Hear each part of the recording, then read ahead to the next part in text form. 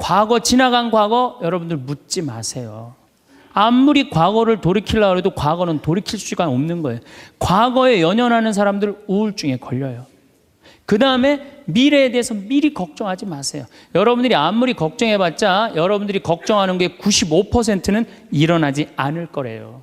전혀 일어나지 않을 것에 쓸데없는 걱정을 하고 있는 거야. 제일 중요한 건 오늘을 즐겁게 사는 거야. 여러분들 영어로 내가 좀 유식한 말을 영어로 선물이 뭐냐면은 프레젠트예요. 근데 오늘이라는 뜻도 영어로 프레젠트예요. 오늘은 하느님이 주신 선물이에요. 오늘은 밥 3끼 먹고 눈 콧구멍 2개 있는 게 얼마나 여러분들 감사한 줄 아세요? 콧구멍이 얼마나 2개 있는 게 감사하냐면은 눈 2개 있는 것도 감사하지만 콧구멍 2개 있는 게 얼마나 감사하냐면은 이 콧구멍이요 숨을요 이 냄새를 맡는데요 한쪽만 4시간을 맡는 거예요. 그리고 4시간이 딱 지나고 나면 한쪽이 교대를 해요. 반대쪽이 냄새를 맡는 거예요.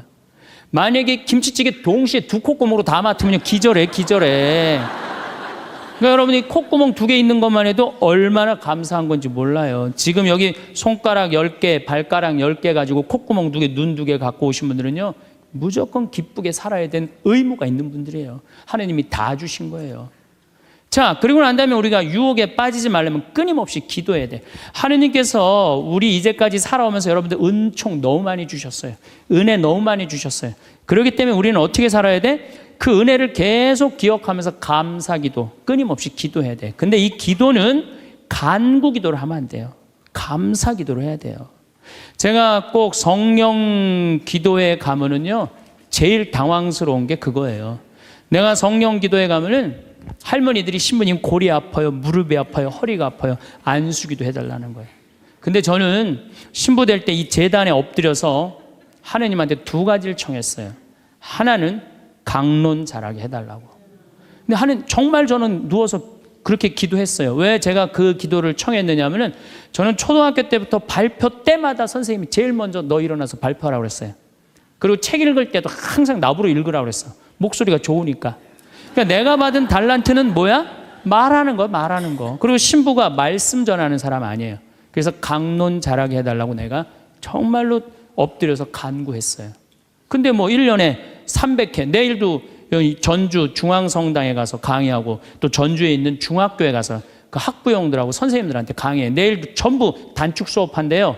그 선생님들도 강의 들으게 한다고 일반 학교에 가서 강의하는 거예요. 행복론에 대해서.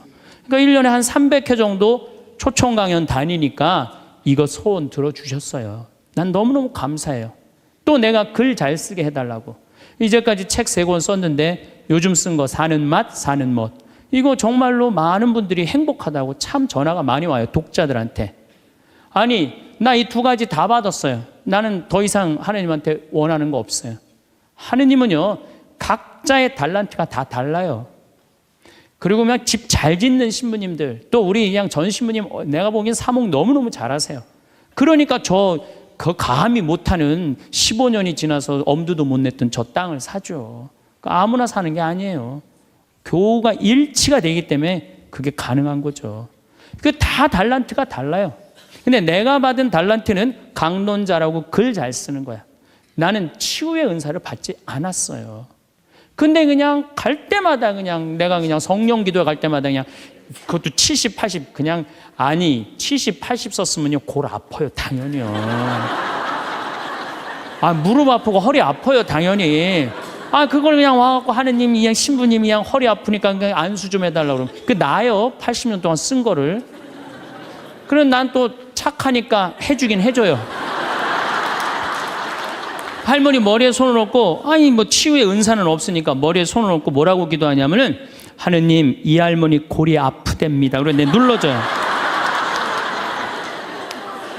그런데 저는 치유의 은사가 없는 게 확실해요. 우리 오홍진 신부님은 정말로 이 안수의 능력이 있으신 것 같아. 이쪽 쓰러진다, 이쪽 100명 막 쓰러지고 막 이쪽 쓰러진다. 2층 젊었을 땐 2층 쓰러졌는데 2층 막 쓰러지고 그랬대요 정말로. 근데 나는 그렇게 20년 동안 안수기도를 했는데 쓰러진 사람이 한 명도 없어요. 아이 정말이에요 정말. 쓰러진 사람 한 명도 없어요. 그리고 내가 안수기도를 하면 누르면 내가 느껴요. 내 손에서 아무것도 안 나가는 게 느껴요. 누르고 있으면. 뭐가 나와야지 눌러줄 거 아니야. 뭐가 나와야지. 그래서 내가 3년 전부터 안수기도를 안 하는 거예요. 왜 안 하느냐면은 아무것도 안 나오는데 누르고 있는 나도 한심하고, 또 아무것도 안 나오는데 머리 디미는 교우들도 불쌍하고. 그러니까 서로 편안하자 이거예요. 내가 내일 모레 대전 대화동 성당에 강의를 가는데 신부님이 너무 고맙더라고. 아주 목소리가, 나 아직 얼굴을 못 뵀는데 신부님이 그러더라고. 저녁에 강의 끝나고 이제 여기는 내가 미사를 하고 강의를 시작했지만 거기는 강의가 끝나고 미사를 봉헌한대요. 그리고 안수기도가 있대요. 근데 신부님이 너무 고맙게 날 아시는 것 같아. 안수는 당신이 하겠다고. 고맙다고 그랬어요. 어쨌든 하여튼 제가 재작년에 2009년에 미국 북동부 성령 대회가 있어요. 근데 여러분들 참 미국 교우들이 참 열심히 해요. 특히 성령대회는요, 한국의 성령대회하고 분위기가 틀려요. 정말로 열심히 해요. 갔는데 첫날 800명이 왔는데 교우들이 그냥 내 강의, 그 화가 나십니까? 라는 주제로 강의를 했는데 너무 재밌게 들었어요. 그때 그날따라 강의가 잘 되더라고요. 그때 둘째 날에는 막 사람들이 전화를 막 한 거야. 야, 한국에서 조그만 신부가 왔는데 너무 재밌다. 그래갖고 둘째 날은 1200명이 늘은 거예요. 그런데 성령대 19년 활동한 늘어난 적이 처음이라는 거예요. 그런데 점점 나는 불안한 거예요. 점점 성령대 하이라이트를 향해서 가는 거야. 성령대 하이라이트는 뭐냐면 치유의 안수의 절이야. 점점 불안한 거예요, 이거. 아니, 내 손에서는 아무것도 안 나오는데 이제 아무 능력 없는 거 탄로가 나게 생긴 거야. 그런데 그때 같이 갔던 신부님이 청주교구 박효철 베네딕토 신부님이라고 있으세요. 전국 성령 주치도 신부님이세요. 근데 그분은 내가 뵈니까 치유의 은사가 있어요. 그러니까 나는 말씀의 은사가 있지만 그분은 치유 은사가 분명히 있는 분이야. 그래서 나한테 오지 말고 박신부님한테 가라. 그것도 나하고 본명도 같아. 베네딕토. 박신부님한테 가라. 그리고 난 도망갔어요, 사실은. 그런데 그 예절을 저 강당 뒤에서 보는데요, 정말 은혜롭더라고요. 나는 죽었다 깨어나도 그렇게 못해요. 근데 그때 200명이 났어요. 정말로 내가 다음에 갔는데도 그때 치유됐다는 사람 너무 많이 만났어요. 그건 하느님의 성령 특별한 은혜가 있었던 거지. 그래갖고 이제 박 신부님 덕분에 내가 잘 마치고 이제 한국에 이제 돌아왔어요. 2010년이 됐는데 미국 북동부 성령대에서 또 전화가 왔어요. 올해 또 와달라는 거예요. 내가 화를 냈어요. 왜 자꾸 날 부르느냐. 그거 부담스럽거든요. 굉장히 큰 대회니까. 아니, 내 손에서 아무것도 안 나온다는데 왜 자꾸 부르느냐. 좀 이 손에서 능력 나오는 신부님들 불러라. 그랬더니 그 교우들이 위원들이 하는 말이, 신부님 걱정하지 말라고. 신부님은 손에서 안 나오는 대신 입에서 나오니까 걱정하지 말라고.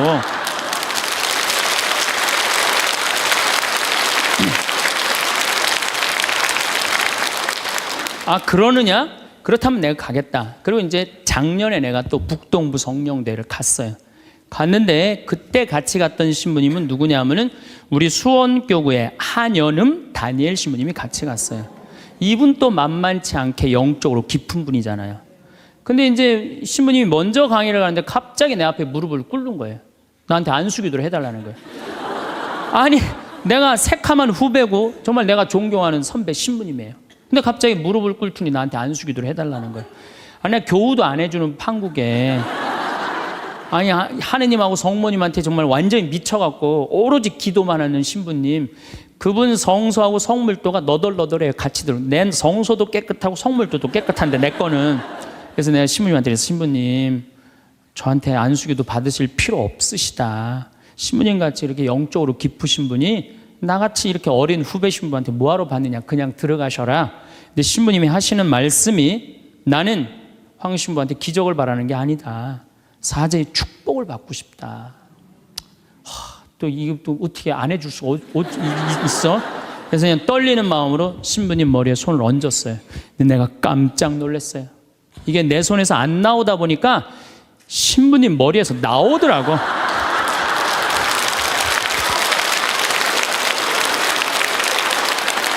아니, 정말로 성령의 기운이 느껴지는 거예요. 정말로. 이야, 이러는 수도 있구나. 이게 내가 안 나오면 머리에서 나오는 수도 있구나. 하지만은 우리가 하느님을요, 골 아프면 골 고쳐주고, 머리 아프면 머리 고쳐주고, 무릎 아프면 무릎 고쳐주고, 허리 아프면 허리 고쳐주는 분이 아니에요. 하느님은요, 찬양 받으실 분이에요. 하느님은 영광 받으실 분이에요. 하느님 우리 심부름꾼 아니에요. 그것도 돈이나 많이 주면서 시키면 내가 몰라. 달랑 1,000원 주면서 뭘 그렇게 많이 시켜. 그러니까 자꾸 간구 기도를 하다 보면 어떤 유혹에 빠지느냐 하면은 여기가 아닌가 봐. 천군 보살한테 가는 거예요. 그래서 천주교 교우들이요, 전보로 많이 다니는 거예요. 그래서 일단 찬양기도, 감사기도 하는 교우들은요, 하느님 의심하지 않아요. 그리고 얼마나 은혜로워요. 여러분들 이 공기 공짜로 마시고, 태양 공짜로 햇빛 쬐고, 이 땅 공짜로 밟고 다니고, 얼마나 감사해. 눈 2개, 콧구멍 2개, 손가락 10개, 발가락 10개 있으면 됐지. 주님께서 여러분과 함께 마음을 드높이 우리 주 하느님께 감사합시다. 말로는 맨날 마땅하고 옳은 일이래. 말로는 감사기도를 해야 된다는 거예요. 미사 내용 전체가 뭐냐면 감사기도예요. 감사기도. 그래서 여러분들 오늘 이후부터는 끊임없이 기도해야 되는데 어떤 기도를 해? 감사기도를 해라는, 감사기도. 그리고 진정한 기도는요, 진정한 기도는 어떤 게 진정한 기도냐면은, 저도 그런 기도를 많이 드려요. 하느님, 내가 당신의 나라를 위해서, 당신의 하늘나라를 위해서, 당신의 정의를 위해서 내가 무슨 일을 했으면 좋겠습니까? 나를 어떻게 당신이 쓰실 생각을 갖고 있습니까? 이렇게 물어볼 때 하느님의 뜻을 헤아릴 수가 있는 거예요. 그러니까 성당에는 하느님 뜻을 실천하려고 나오는 거지, 하느님이 내 뜻을 실천하라고 성당에 나오는 게 절대 아니다. 근데 우리 많은 교우들은 그걸 착각하고 있는 거예요. 예수님도 마태오복음 그 산상설교의 5장, 6장, 7장에 뭐라고 그러셨어요? 주의 기도를 가르쳐 달라고 그러니까 뭐라고 그랬어요? 너희들 기도할 때 많은 말 하지 말아라. 하늘에 계신 우리 아버지 이름이 거룩히 빛나시며 아버지의 나라가 오시며 아버지의 뜻이 뭐라고 그래요? 하늘에서와 같이 땅에서도 이루어지소서. 그렇게 기도하라고 그랬잖아요. 근데 우리는 그냥 성당에 나와서 계속 내 뜻만 계속 어필하는 거예요. 더욱이 여러분들 예수님하고 친해요, 안 친해요? 친하지도 않으면서 그냥 계속 이것이 해줘라. 여러분들 이 생각 해봐요. 정말 친한 친구가 와서 부탁하면은 들어줘요, 안 들어줘요? 힘들어도 들어줘요. 내가 좀 고통스럽더라도 그걸 나눠줘요. 생전 본 적도 없는 친구가 와서 딱 오더니 1,000원 주더니, 야, 내가 정말로 필요한 게 있는데 나 좀 도와줘라. 도와주고 싶어요, 안 도와주고 싶어요? 도와주고 싶지가 않다는 거예요. 그래서 여러분들 기도는 뭐냐면 일단은 예수님하고 친구 되기 위해 하는 거예요. 예수님하고 대화하는 거예요. 대화를 해서, 예수님, 당신이라면은 이 땅을 사겠습니까? 안 사겠습니까? 당신이라면은 이 지금은 이 무슨 요즘 무슨 그 제2금융권 막 이자 막 100%, 200%, 막 1000% 하는 사람들 있잖아요. 내가 만약에 예수님이랑 과연 그런 걸 할까? 그 사람도 얼마나 고통스러운데. 내가 예수님이라면은 내 아이를 어떻게 키울까? 내가 예수님이라면은 내 남편한테 어떻게 할까? 내가 예수님이라면은 아내한테 어떻게 할까? 내 아내한테 어떻게 할까? 이걸 물어보려고 기도하는 거예요. 그래서 기도라는 것은 간구 기도가 기도가 아니야. 그래서 난 묵주기도, 구일기도 보면 딱 지향 하나 두고 그냥 기립다 기도하는데 난 정말로 마음이 아파요.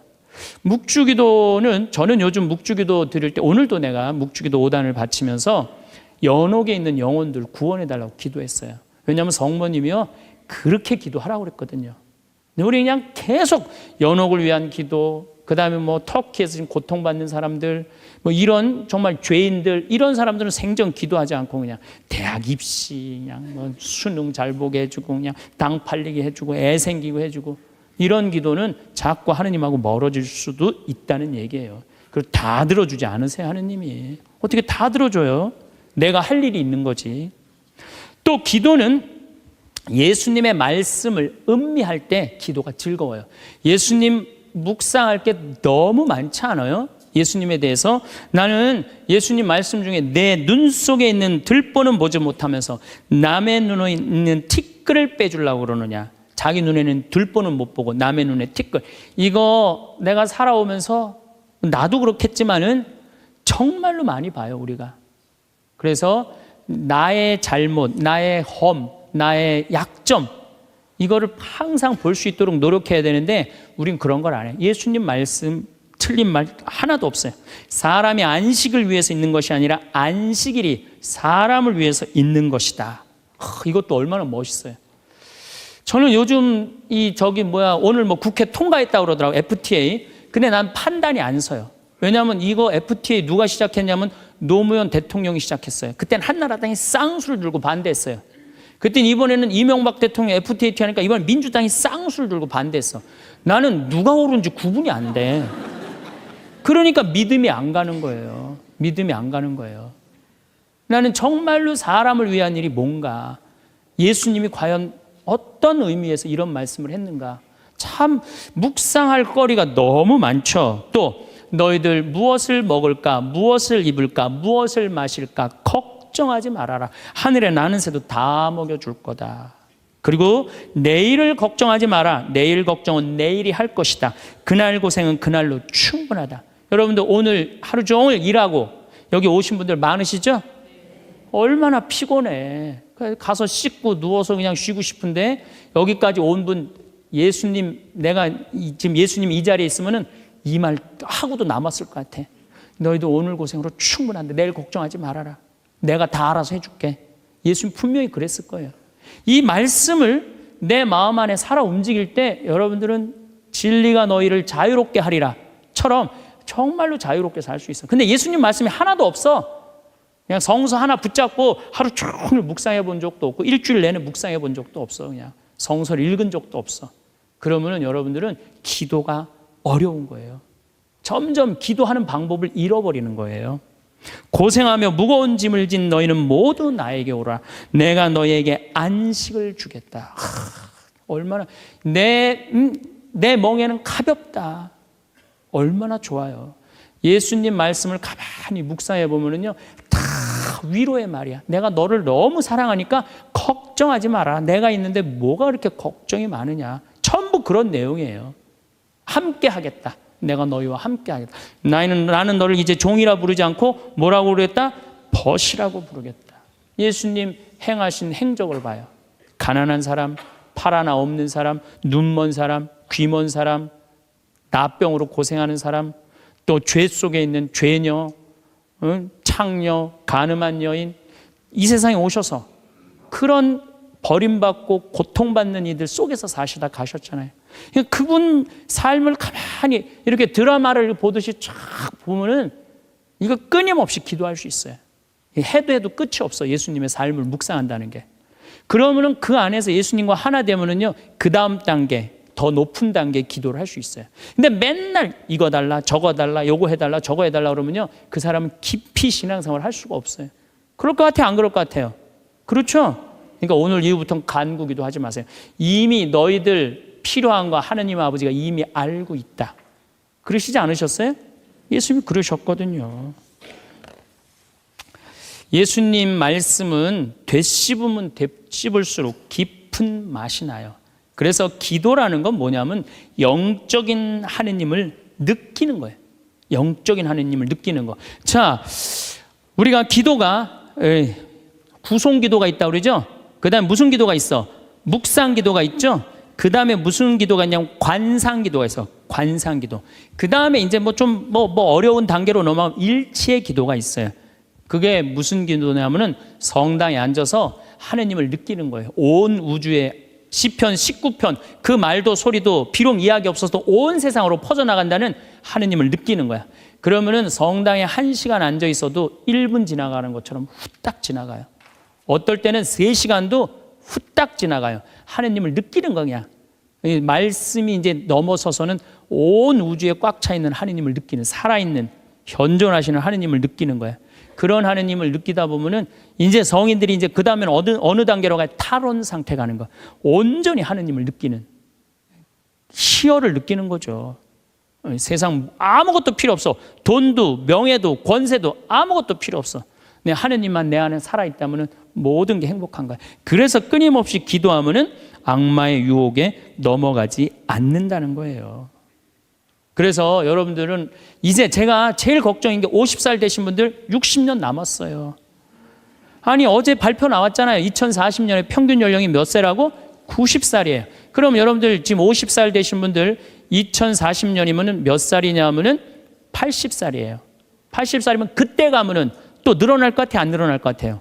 또 늘어나요. 그래서 110살이에요. 그러면은 남은 60년 동안 내가 영적인 인간으로 살 거냐, 육적인 인간으로 살 거냐, 늙어서 어떻게 할 거야? 힘도 없는데 기도라도 열심히 해야지. 그래서 제일 좋은 기도는 뭐냐면은 제가 여러분들한테 청하는 건 뭐냐면은 기도 공동체 단위라는 거예요. 제가 프랑스 떼제 공동체에 가서 일주일 동안 기도를 했는데요. 3,000명씩 와요. 일주일에. 월요일부터 주일날 점심 때까지 모여서 아침 기도, 낮 기도, 저녁 기도, 그 다음에 미사. 똑같아 일주일 내내. 그런데 성당에 다니든 안 다니든 3,000명. 많이 올 땐 여름엔 3만 명이 와요. 근데 우리나라는 아직 그런 데가 없어. 일주일 내내 모여서 기도하는 데가 없어. 그래서 내가 이제 평창을 이제 내년부터 이제 시작을 할 거예요. 그래서 토요일 날 저녁에는 또 우리 부관장 신부님이 너무 노래를 예쁘게 잘해. 그래서 이제 떼제 기도를 시작을 했어요. 그래서 이제 기도하는 그런 공동체를 만들어서 여러분들도 삶에 지쳤을 때 와서 일주일 동안 60살쯤 돼갖고 일주일 정도 와서 기도하고 가면 얼마나 좋겠어요. 그렇죠? 그러니까 그런 공동체를 많이 믿는 사람들이라면 찾아다니라는 거예요. 영적인 세상을 위해서 시간을 투자하고 마음을 투자하라는 거죠. 그래서 신부님 끊임없이 기도하는데 제일 좋은 게 뭡니까? 미사 참여예요. 첫 번째 좋은 건 미사 참여. 미사 참여 1년 내내 평일 미사 다니시는 분들은요 말할 수 없는 마음 안에 기쁨이 있어요. 1년 내내 미사 안 빠지시는 분들 제가 말씀드리는 거 무슨 말인지 아시죠? 그 시간이 얼마나 좋아. 조용하고 이 성당 안이 얼마나 세상하고 완전히 단절된 거 아니야. 그 시간만은. 그리고 예수님하고 하나 되는 시간이잖아요. 그래서 아무리 힘들어도 직장 끝나고 난 다음에 가방 들고 와서 미사 참여하고 가는 사람들, 이 사람들은 제일 행복한 사람들이에요. 그래서 미사야말로 가장 완벽한 기도다. 그래서 여러분들 주일 미사 말할 것도 없고 평일 미사 시간 내서 오시면요 하느님께서 이끌어 주셔요. 그 다음에 두 번째 끊임없이 기도하는 방법 중에 하나는 성서 읽는 거야. 제 경험에 의하면은 구약 성서부터 신약 성서 끝까지 처음부터 끝까지 완전히 정독 5번만 하면은요 이 세상 사는 길이 보여요. 하느님의 섭리가 역사하심이 보여요. 그리고 어떻게 살아야 되는지 정말 마음에 진리가 흘러 넘쳐요. 그래서 성서를 읽어라. 성서를 정독을 해라. 맨날 그냥 불굴의 며느리 뭐 이웃 우리 집 여자들 이런 거 보지 마시고 그 시간에 성서를 성서 안에는 보물이 꽉 차 있어요. 그래서 성서를 적어도 5번 정도 정독을 해라. 5번. 자, 그 다음에 5번 정독을 했으면 그 다음에 할 일이 있어요. 기도 중에 정말 좋은 기도는 성지순례. 성지순례. 제가 지금 성지순례를 2년에 한 번씩 매년 정기적으로 가요. 그런데 예루살렘에 가보니까요 예수님의 발자국이 느껴져요. 예루살렘에 가보니까. 그리고 갈릴레아 가보니까 물고기가 밤에 얼마나 튀는지 예수님이 밤새 제자들이 물고기 잡는 거 보면서 참 물고기 저쪽에서 튀는데 이쪽에서 막 한 것 같아 보니까 그냥 예수님이 그 2000년 전에 행하셨던 말씀 그게 다 살아 움직이는 거예요. 이집트에 가갖고 출애굽 경로를 밟아서 시나이산 꼭대기 모세가 십계 받으러 갔는데 올라가 보고 예루살렘에 내가 들어갈 때 이스라엘 백성이 얼마나 기뻤을까 느껴져요. 사도 바오로가 예수님 이제 다마스커스에서 회개하고 난 다음에 이 그리스 터키 이거 전부 교회 세우러 7개 필라델피아 교회 이런 교회들 전부 다 세우러 가는데 지난 2월 달에 갔다 왔거든요. 그냥 예수님이 그냥 막연하게 멀리 느껴지는 게 아니라 예수님이 살아 움직이는 거예요. 그래서 여러분들 성지순례 참 중요한 거. 물론 우리나라 안에도 좋은 성지들이 너무 많아요. 우리 성인들이 얼마나 예수님을 사랑했는지. 그러니까 시간 되면은 돈 모아서 제일 남는 거 가장 적은 돈으로 가장 최고의 효과를 낼 수 있는 건 성지순례. 그래서 예루살렘 한 번은 갔다 오라는 거예요. 예루살렘. 나는 아직까지 하느님 20년, 30년 믿으면서 예루살렘, 베틀레헴, 나자렛 한 번도 아직 갔다 온 적이 없다. 한번 손 들어보세요. 내가 절대 욕 안 할 테니까 한번 손 들어보세요. 손 들어. 한 번도 안 갔다 왔다. 손 들어보세요. 자, 이 사람들 이거 회개해야 되는 사람들이에요. 자, 여러분들 이 세상에 한 번 오셨어. 내가 하느님을 믿어. 하느님을 믿는데 예수님이 활동하고 가신데 한 번 좀 가보고 싶지 않아요? 그럼 지금부터 개 모으세요. 개 모으셔갖고 나는 우리 뭐 여의도 순복음교회가 한 번 거기 성주순례를 갔는데 몇 명이 한 3,000명이 갔다. 3,000명. 3,000명이. 여러분들도 우리 능평성당 내가 있을 때 어른들 700명 갔잖아요. 한번 한 2년 개 모아갖고 우리 전신부님이랑 한번 1,000명 한번 쫙 한번 가봐요. 그럼 아마 일생 일대 너무 은혜를 많이 받을 거예요. 그 은혜는 마치 이스라엘 백성이 에집트를 뭐 200만 명이 뭐 200명 그건 뻥이겠지만은 어쨌든 하여튼 가듯이 그런 뜨거움을 아마 느끼실 거예요. 저는 그래서 우리가 끊임없이 기도하는데 정말 좋은 거는 성지순례다. 돈 모아서 성지순례 가라. 다시 한번 말씀드리지만 재물은 쓴 것만 재물이에요. 쓴 것만 내 재물이에요. 제가 지난번에 산호세 강의를 갔는데 나를 비행장에 데려다 준 자매가 하나 있어요. 친구가 5억을 떼어먹고 갔대요. 재산이 싹 날아갔대요. 근데 유일하게 자기가 아깝지 않았던 거, 성지순례 간 것만 아깝지 않더래요. 그거 갔다 오기를 얼마나 잘했는지 성지순례 때마다 갔다 온 게 그것만 자기 마음 안에 살아 움직이더래요. 여러분들도 나중에 이 돈 저 돈 떼어먹고 땅 치고 통곡하지 말고 미리 지금 돈 모아서 성지순례 갔다 오십시오.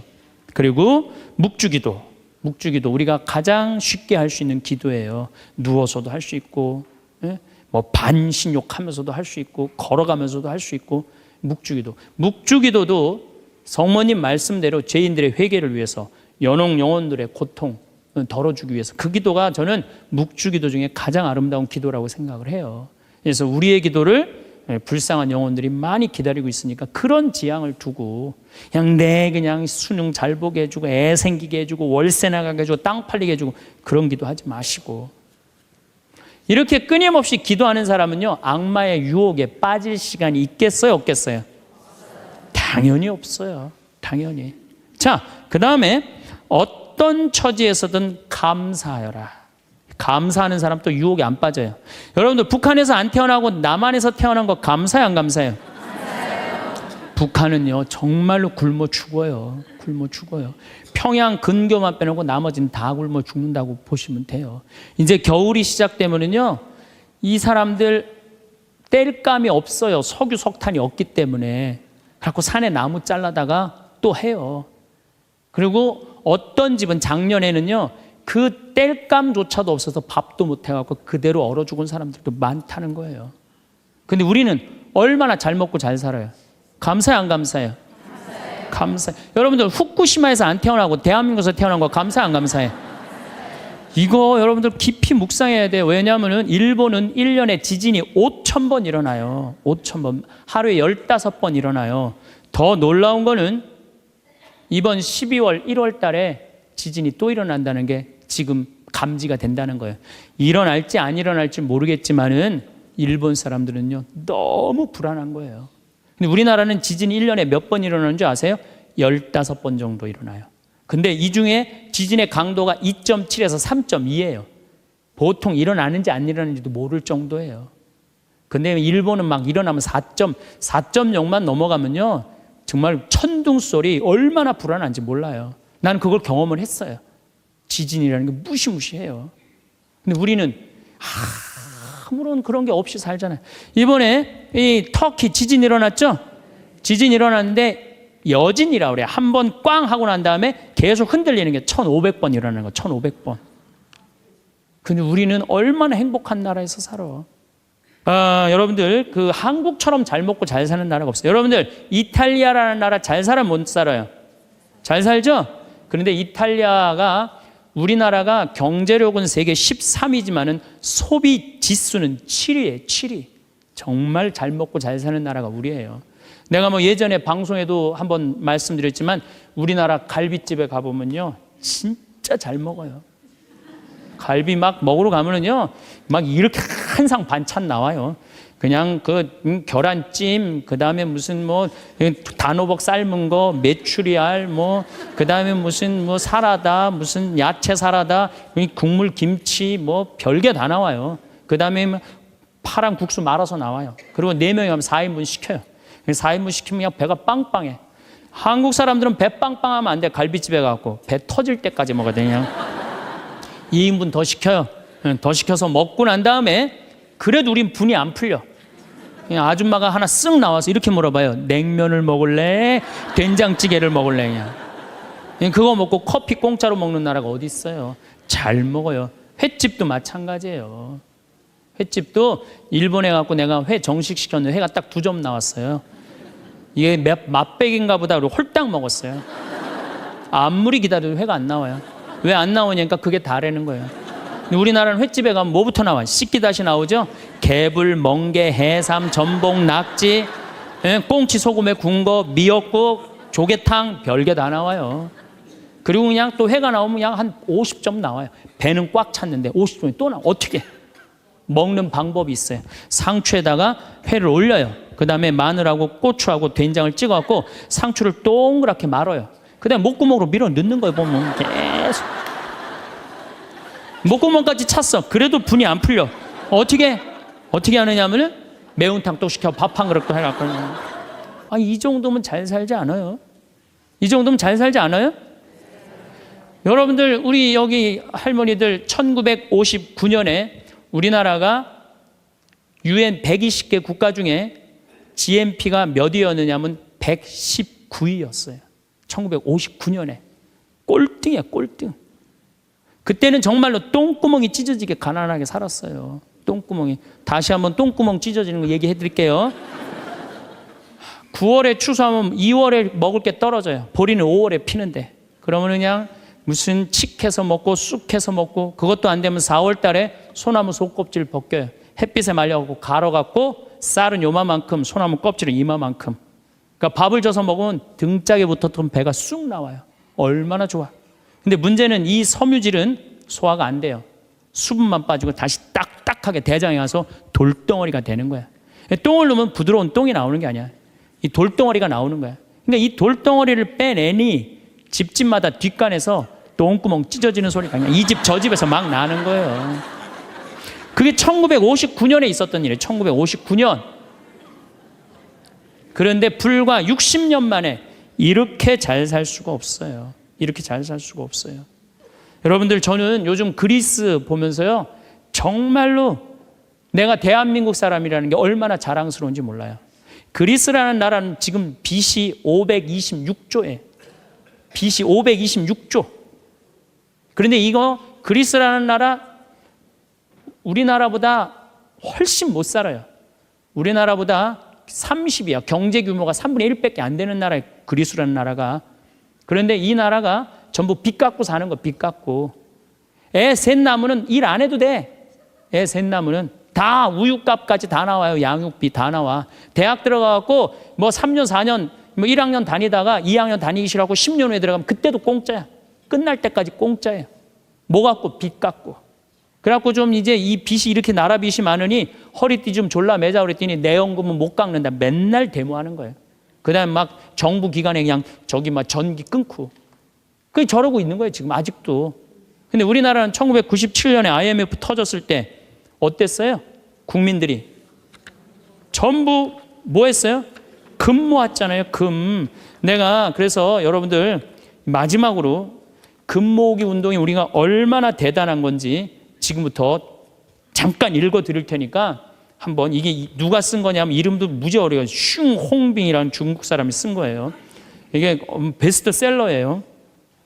냉전 시기 미국의 맹방이던 또 하나의 나라 한국은 금융위기가 닥치자 미국의 구원에 손을 내밀었다. 한국 사람들은 미국이 그토록 단호하게 거절하리라고는 꿈에도 생각하지 못했다. 우리가 도와달라고 그랬는데요. 싹 거절했어요. 월가를 대표하는 재무부는 끝까지 반대했다. 심지어 올브라이트가 경제학을 모른다고 비난하기까지 했다. 결국 클린턴 대통령은 재무부에 손을 들어주었다. 여기서 그 다음에 중요한 얘기가 나와요. 재무장관 로버트 루빈이 보기에 이번 위기야말로 한국 경제의 빗장을 열어젖힐 절호의 기회다. 그러니까 이제 IMF 때 우리나라에 들어와서 기업 다 먹을 기회다, 이 얘기예요. 그는 구원을 청하는 옛 맹방인 한국을 과거보다 훨씬 가혹한 조건으로 대하라고 지시했다. IMF는 미국 재무부의 압력 아래 한국의 원조 조건에 온갖 가혹한 조건을 덧붙였다. 그래서 우리나라가 얼마나 고통스러웠어요. 한국이 즉시 미국의 유리한 조건으로 미국과의 모든 무역 마찰을 해결할까지 포함했다. 그동안 마찰이 많은데 미국한테 다 손들었어요. 분노한 한국민들은 IMF가 언제나 미국 편에 서서 갖가지 불합리한 조건을 내건다고 비난했다. 한국 정부는 하는 수 없이 미국의 조건들을 받아들이고 미국이 은행 지점들을 한국에 설립하도록 허락했다. 시티은행, 그 미국 은행이에요. 외국 기업들이 보유할 수 있는 상장회사의 지분은 원래는 26%라 이 운영권을 못 갖고 있었는데 그때 50% 상향 조절했어요. 외국인이 개인이 소유할 수 있는 기업의 주식 지분은 7%에서 50%로 늘어났어요. 그래갖고 외환은행 전부 다 론스타한테 뺏긴 거죠. 한국 기업은 반드시 국제회계의 원칙에 따라 했으며 금융기관은 국제회계사무소의 회계 감사를 받아야 했다. 참. 그러나 국제금융재벌들은 한국의 강한 민족성들을 너무 얕잡아 보았다. 한국의 협의를 체결하기만 하면 당장이라도 몰려들어 사냥감을 물어 뜯을 판이었다. 우리나라 현대, 삼성 다 먹을 판이었다는 얘기예요. 그런데 고립무원, 완전히 고립무원의 사면 초가에 빠진 한국인들은 나라를 구하겠다는 일념으로 너도 나도 금모기 운동에 나서서 정부를 도왔다. 이때 금모은 게 21억 달러예요. 한국에 돈 한 푼도 없었을 때. 놀라운 거는 금모기 하고부터는 5억 달러 수출 계속 적자였다가 이때부터 흑자로 전환하기 시작해. 이게 흑자의 출발점이 돼요. 금모기 운동이. 그래서 이걸 극복한 나라예요. 서양의 기업들은 한국 대기업을 거의 하나도 사들이지 못했다. 한국 경제는 가장 어려웠던 1998년 여름의 악몽에서 완전히 빠져나올 수 있도록 수출을 빠르게 회복했다. 금모기 운동부터 그랬다는 거예요. 국제금융재벌들과 미국 재무부는 공연히 헛물만 켜다가 만셈이 되었다. 뿐만 아니라 한국으로 하여금 정부가 경제를 주도할 절대적인 필요성을 확실히 깨닫게 해줬다. 마이크로소프트가 한국 최대의 소프트웨어 기업을 삼키려는 시도도 물 건너 갔어요. 그러니까 미국 애들이 그때 한국 다 살라고 그랬어요. 근데 그것도 못 샀고 8개의 한국 지방 소프트웨어 기업들에게 그 몫이 돌아갔다. 다 우리나라 기업들이 다 샀다는 얘기예요. 포드가 기아 자동차를 구입하려던 계획도 빗나가 버렸다. 그때 기아가 망했거든요. 근데 빗나가서 우리가 금 모아서 현지 기업이 포드의 꿈을 현대가 구했죠. 꿈을 보기 좋게 꺾어준 것이다. 이렇게 우리나라가 그 IMF를 벗어난 민족이야. 그런데 이렇게 대단한데 아니 정치를 보면은 사회를 보면 한국이 현찮다고 그래. 내가 보기에는 한국이 대단한데 얼마나 대단해. 그리스하고 우리나라하고 정반대 아니에요. 그래서 이 IMF를 넘어서서 지금 이렇게 우리가 전 세계가 지금 금융위기를 겪고 있잖아요. 지금 그리스, 이탈리아, 스페인, 프랑스 다 무너지고 있잖아요. 근데 우리나라는 아직도 경쟁력이 있다는 거예요. 이렇게 대단한 사람들이 모여 살아갖고 우리나라 이름이 대한민국이에요.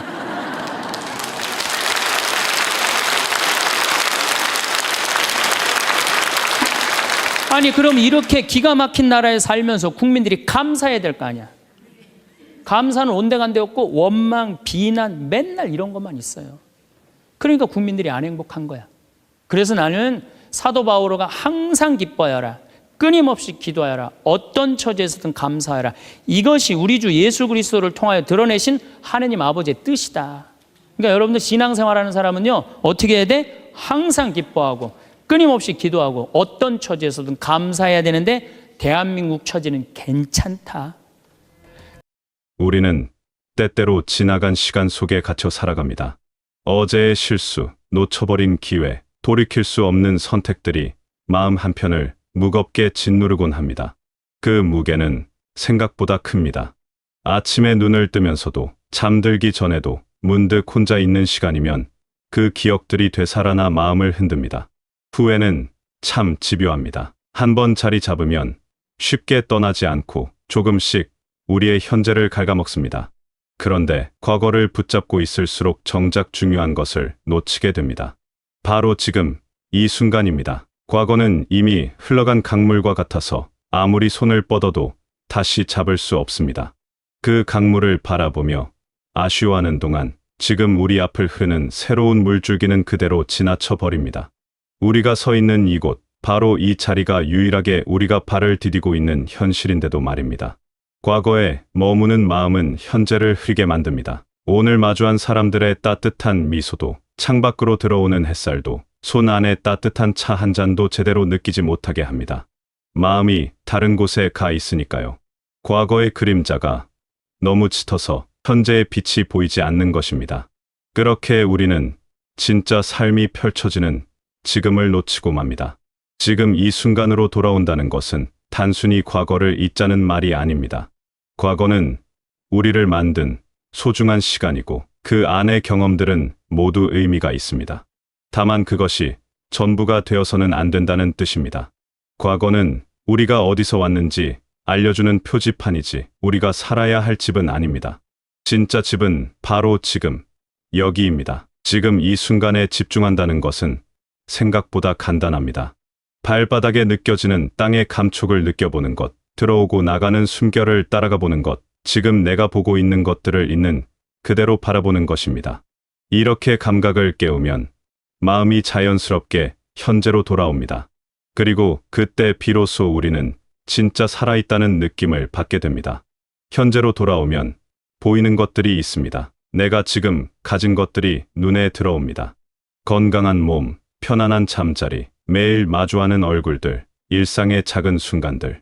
이런 것들은 늘 거기 있었지만 우리가 다른 곳을 보느라 보지 못했던 것들입니다. 과거의 무게를 내려놓고 고개를 들면 삶은 생각보다 많은 것을 우리에게 주고 있었음을 깨닫게 됩니다. 사람들은 흔히 자신에게 없는 것에 시선을 고정합니다.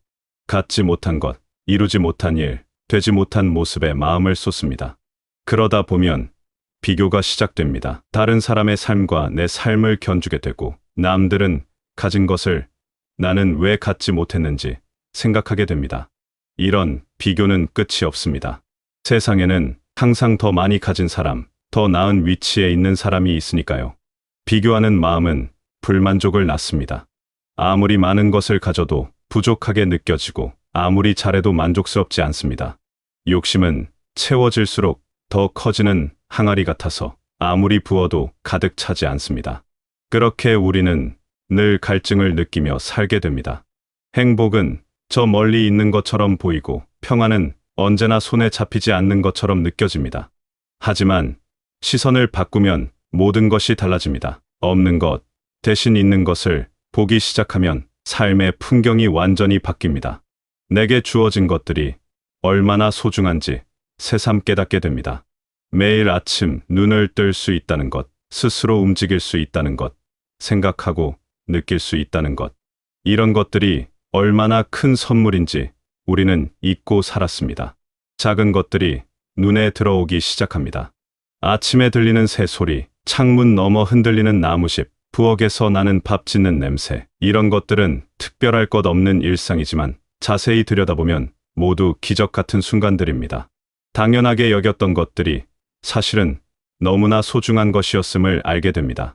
가족의 얼굴이 다르게 보입니다. 함께 밥을 먹는 사람, 전화로 안부를 묻는 목소리, 가끔 찾아오는 손길. 이 모든 것이 당연한 게 아니라 축복이었습니다. 누군가 나를 기억하고 염려하고 함께 시간을 보내고 싶어 한다는 것. 이것이 얼마나 귀한 일인지 우리는 쉽게 잊습니다. 관계는 공기처럼 늘 있어서 소중함을 모르다가 없어지고 나서야 그 빈자리가 얼마나 큰지 깨닫게 됩니다. 건강도 마찬가지입니다. 아프기 전까지는 건강의 가치를 모릅니다. 자유롭게 걷고 밥을 먹고 잠들 수 있다는 것이 얼마나 큰 축복인지 아플 때가 되어서야 알게 됩니다. 몸이 말을 듣지 않을 때, 통증이 찾아올 때, 그때서야 우리는 평범한 일상이 얼마나 소중했는지 뒤늦게 깨닫습니다. 지금 이 순간 불편함 없이 숨 쉬고 움직일 수 있다면 그것만으로도 감사할 일입니다. 살아온 날들도 다시 보입니다. 힘들었던 시간들, 견뎌낸 순간들, 극복한 어려움들. 그 모든 것이 지금의 나를 만들었습니다. 넘어지고 일어서기를 반복하며 여기까지 왔습니다. 완벽하지 않았지만 포기하지 않았습니다. 그 시간들이 있었기에 지금의 내가 있습니다. 이것 또한 감사할 일입니다. 있는 것을 보는 눈이 생기면 마음이 가벼워집니다. 늘 부족하다고 느꼈던 삶이 사실은 충분했음을 알게 됩니다. 더 많이 가져야 행복할 거라 믿었는데 이미 가진 것만으로도 충분히 감사할 수 있음을 깨닫습니다. 행복은 먼 곳에 있는 게 아니라 바로 여기, 지금 내가 딛고 있는 이 자리에 있었습니다. 비교의 굴레에서 벗어나면 자유로워집니다. 남들이 뭘 가졌는지는 더 이상 중요하지 않습니다. 내가 가진 것이 내게는 충분합니다. 남의 삶은 남의 것이고 내 삶은 내 것입니다. 각자의 길이 있고 각자의 속도가 있습니다. 그걸 인정하는 순간 마음이 한결 편안해집니다. 관점이 바뀌면 감사가 자연스럽게 흘러나옵니다. 억지로 감사하려 애쓰지 않아도 있는 것을 있는 그대로 볼 수 있게 되면 감사는 저절로 생겨납니다. 마치 해가 뜨면 자연스럽게 밝아지듯이 시선이 바뀌면 감사가 저절로 피어납니다. 이것은 기술이나 방법이 아니라 삶을 바라보는 태도의 변화입니다. 감사는 단순한 감정이 아닙니다. 그것은 삶을 지탱하는 힘입니다. 감사하는 마음으로 하루를 시작하면 모든 것이 달라 보입니다. 똑같은 아침이지만 기분이 다릅니다. 똑같은 일상이지만 느낌이 다릅니다. 감사는 색안경처럼 세상을 다른 색으로 보게 만듭니다. 그리고 그 색은 우리 삶을 더욱 풍성하게 물들입니다. 감사하는 마음은 관계를 바꿉니다. 상대방의 부족한 점이 아니라 좋은 점이 보이기 시작합니다. 불만보다 고마움이 먼저 떠오릅니다. 그렇게 되면 표정이 달라지고 말투가 달라지고 태도가 달라집니다. 상대방도 그 변화를 느낍니다. 감사는 전염됩니다. 한 사람의 감사가 주변 사람들에게 퍼져나가 따뜻한 분위기를 만듭니다. 감사는 건강에도 영향을 줍니다. 마음이 평안하면 몸도 편안해집니다. 스트레스가 줄어들고 긴장이 풀리고 숙면을 취할 수 있게 됩니다. 감사하는 마음으로 사는 사람들은 그렇지 않은 사람들보다 더 건강하다는 이야기들이 있습니다. 마음과 몸은 하나로 연결되어 있으니까요. 마음이 건강하면 몸도 따라서 건강해집니다. 감사는 행복감을 높입니다. 행복은 많이 가져서 오는 게 아니라 가진 것을 감사할 때 찾아옵니다. 부자인데도 불행한 사람이 있고 가진 게 많지 않아도 행복한 사람이 있습니다. 그 차이는 무엇일까요? 바로 감사의 유무입니다. 감사할 줄 아는 사람은 적은 것으로도 만족하고 작은 것에서도 기쁨을 찾습니다. 하루에 한 번이라도 감사할 시간을 가져보면 좋습니다. 잠들기 전 오늘 하루 감사했던 일 3가지를 떠올려 보는 것입니다. 거창한 것이 아니어도 괜찮습니다. 맛있게 먹은 식사, 기분 좋은 날씨, 편안한 잠자리, 이런 작은 것들로 충분합니다. 매일 감사를 세다 보면 점점 더 많은 것이 감사하게 느껴집니다. 감사는 근육처럼 훈련할수록 강해집니다. 감사한 것들을 기록하는 것도 좋은 방법입니다. 매일 몇 줄이라도 감사한 일을 적어보는 것입니다. 글로 쓰면 생각이 정리되고 감사가 더 분명해집니다. 나중에 다시 읽어보면 내가 얼마나 많은 축복 속에 살고 있었는지 새삼 깨닫게 됩니다. 힘들 때 그 기록을 읽으면 위로가 되고 다시 일어설 힘을 얻게 됩니다. 감사를 표현하는 것도 중요합니다. 마음속으로만 감사하지 말고 그것을 밖으로 드러내는 것입니다. 고맙다는 말 한마디, 미안하다는 말 한마디가 관계를 바꿉니다. 당연하게 여겼던 것들에 대해 고마움을 전하면 상대방도 기뻐하고 우리 마음도 따뜻해집니다. 감사는 나누면 나눌수록 커집니다. 감사하는 마음으로 살면 삶의 중심이 흔들리지 않습니다. 어려운 일이 닥쳐도 버틸 수 있는 힘이 생깁니다. 감사는 우리 안에 단단한 뿌리를 내려줍니다. 바람이 불어도 쓰러지지 않는 나무처럼 감사하는 마음은 우리를 지탱해줍니다. 힘든 순간에도 감사할 것을 찾을 수 있다면 우리는 어떤 어려움도 이겨낼 수 있습니다. 감사는 또한 미래를 밝게 만듭니다. 감사하는 사람은 희망을 잃지 않습니다. 지금 가진 것에 감사할 수 있다면 앞으로도 감사할 일이 생길 거라 믿게 됩니다. 이 믿음이 우리를 앞으로 나아가게 합니다. 긍정적인 기대는 긍정적인 결과를 불러옵니다. 감사는 선순환을 만듭니다. 삶은 완벽하지 않습니다.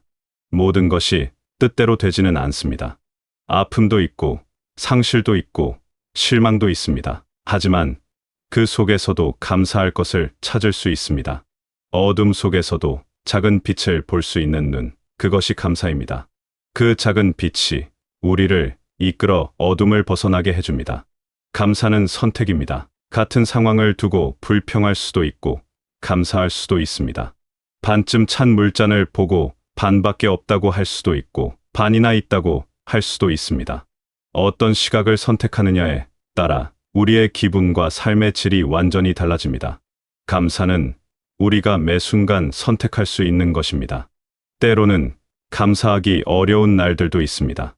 모든 것이 힘들고 마음이 무겁고 아무것도 고맙게 느껴지지 않는 날들이 있습니다. 그럴 때는 억지로 감사할 필요가 없습니다. 그냥 그 감정을 인정하고 받아들이면 됩니다. 힘든 것도 삶의 일부이니까요. 다만 그 힘듦 속에서도 작은 위안이 되는 것 하나쯤은 찾아볼 수 있습니다. 따뜻한 물 한 잔, 잠시 쉴 수 있는 시간, 나를 걱정해주는 누군가의 마음. 이런 작은 것들이 우리를 버티게 해줍니다. 감사는 완벽함을 요구하지 않습니다. 매일 완벽하게 감사하며 살 필요는 없습니다. 가끔 잊어버려도 괜찮고 힘들어서 감사할 여유가 없어도 괜찮습니다. 다시 생각날 때, 다시 마음의 여유가 생길 때 돌아오면 됩니다. 감사는 언제든 다시 시작할 수 있는 것입니다. 지금 이 순간 여러분 곁에는 감사할 것들이 가득합니다. 보이지 않아서 모를 뿐 삶은 우리에게 끊임없이 선물을 주고 있습니다. 그 선물들을 알아보는 눈을 갖는 것, 그것이 감사입니다. 감사는 새로운 무언가를 얻는 것이 아니라 이미 있는 것을 제대로 보는 것입니다. 과거를 내려놓고 현재로 돌아오십시오. 없는 것 대신 있는 것을 보십시오. 그리고 그것에 감사하십시오. 그러면 삶이 달라집니다. 마음이 가벼워지고 하루가 밝아지고 관계가 따뜻해집니다. 감사는 마법 같은 힘이 있습니다. 모든 것을 바꾸지는 못해도 모든 것을 다르게 보게 만듭니다. 여러분의 삶이 지금 이 순간에도 소중한 것들로 가득 차 있음을 기억하시길 바랍니다. 그 소중함을 알아보고 감사하며 오늘 하루를 더욱 의미 있게 살아가시길 바랍니다. 감사하는 마음이 여러분의 삶을 단단하게 지탱해주고 매일을 더욱 풍요롭게 만들어주기를 바랍니다. 지금 가진 것에 감사하며 평안과 행복을 누리는 하루하루가 되시길 바라겠습니다.